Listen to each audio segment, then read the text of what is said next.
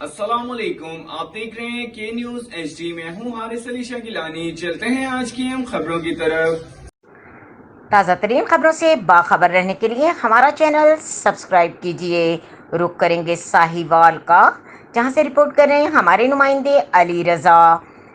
ضلع ساہیوال جمعیت علماء پاکستان کے سینئر نائب صدر حافظ عبدالستار نقشبندی کے پوتے اور اے ٹی آئی پنجاب کے جنرل سیکرٹری حافظ زبیر نقشبندی شیرخوار بیٹے کو گورنمنٹ عبدالقیوم ہسپتال کے وارڈ سے تمام تر اسٹاف اور سیکیورٹی گارڈز کی موجودگی میں پرسرار طور پر ایک اغوا کار عورت اغوا کر کے لے گئی، جس پر شہر کے علماء کرام نے صدر چوک میں احتجاج کرتے ہوئے کیا کہا، آئیے دیکھتے ہیں اس رپورٹ میں.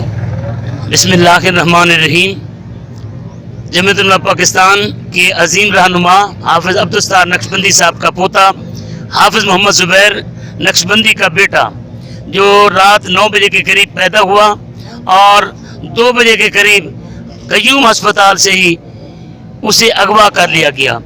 جو واضح طور پر نظر آ رہا ہے کہ ایک خاتون اغوا کار، جس کا چہرہ سی سی ٹی وی فوٹیج میں وہ واضح نہیں ہو رہا، لیکن وہ ایسی ٹیکٹ کے ساتھ چل رہی ہے کہ کیمرے جہاں اسے نظر آتے ہیں وہاں سے منہ چھپا لیتی ہے.